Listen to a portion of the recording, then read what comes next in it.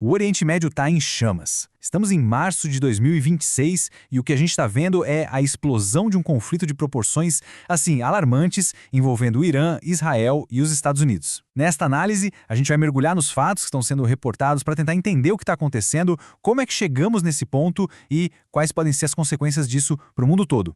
Para a gente ter uma ideia real da dimensão dessa crise, vamos começar pelo evento mais chocante de todos. Essa frase aqui, ela descreve o golpe que deu início a tudo. A eliminação, em questão de segundos, de toda a liderança do Irã. É algo simplesmente sem precedentes na história moderna.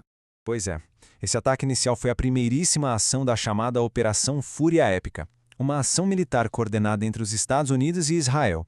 O objetivo era claríssimo: aplicar o que eles chamam de ataque de decapitação, ou seja, neutralizar o comando iraniano de uma forma tão rápida, tão decisiva que o país simplesmente ficasse sem capacidade de organizar uma resposta minimamente coerente. E a precisão desse ataque foi, olha, cirúrgica. Não foi só o líder supremo, Ali Khamenei. Como a gente vê aqui na lista, os chefes da defesa, do Estado-Maior, o comandante da Guarda Revolucionária, todos os pilares do poder iraniano foram eliminados de uma vez só. Isso criou um vácuo de poder instantâneo. E qual foi o custo humano inicial disso tudo? Segundo a mídia estatal do Irã, o número de mortos confirmados já chega a 787. Embora o foco tenha sido em alvos militares, esse número já revela o impacto letal e imediato da ofensiva. Ok, com a liderança eliminada, como é que está o campo de batalha agora? Vamos dar uma olhada num panorama geral do estado atual da guerra, olhando para as forças envolvidas e os danos que cada lado já sofreu. Bom, esse balanço mostra que a operação inicial foi muito eficiente, sim, mas também que a guerra não tem um lado só. O Irã, claro, teve as perdas mais altas, com 787 mortos. Os Estados Unidos perderam 6 soldados.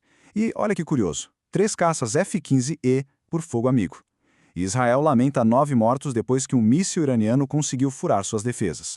E mesmo sem o seu comando central, a capacidade de retaliação do Irã se mostrou notável. O país lançou contra-ataques que atingiram 7 nações vizinhas, mirando em bases americanas e alvos em Israel. O conflito já se espalhou e o medo de uma guerra regional generalizada é muito, muito real. Enquanto a guerra vai se expandindo, o governo americano enfrenta um problemão dentro de casa. Este gráfico aqui, da Reuters/Ipsos, mostra uma divisão profunda na opinião pública. Só 27% apoiam os ataques, enquanto 43% são contra. Sem um apoio popular claro, a pressão política sobre a Casa Branca é simplesmente enorme. Mas como é que a situação escalou tão rápido? Para a gente entender, a gente precisa voltar um pouco no tempo e focar na questão central que acendeu esse pavio todo, o programa nuclear do Irã. Essa linha do tempo aqui ilustra bem como as coisas foram se deteriorando.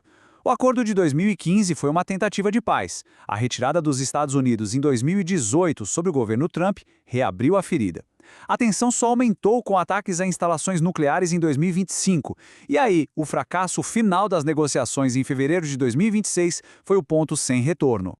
O ponto crucial da discórdia era esse aqui, o enriquecimento de urânio. O Irã chegou a 60% de pureza. Pensa assim, chegar a 60% é como escalar a maior parte de uma montanha bem íngreme. É a parte mais longa, mais difícil. Mas o pulo de 60% para os 90% que são necessários para uma arma é a corrida final até o topo. Terrivelmente rápida. Para os EUA e Israel, essa proximidade era uma linha vermelha que não podia ser cruzada.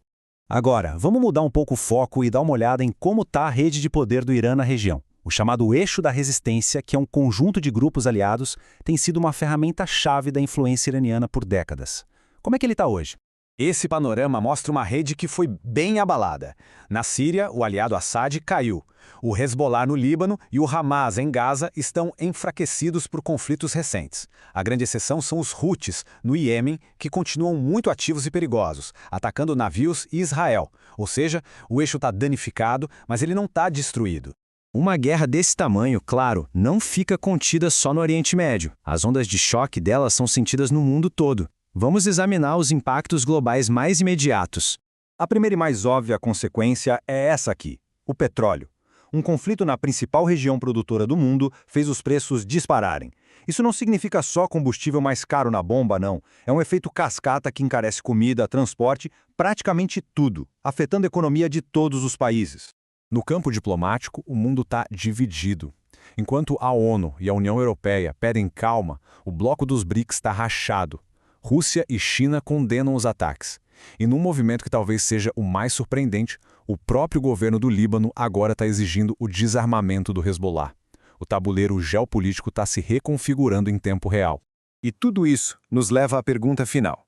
Com a liderança do Irã dizimada, suas alianças enfraquecidas e a região inteira em estado de alerta, será que a gente está testemunhando o nascimento doloroso de uma nova ordem no Oriente Médio?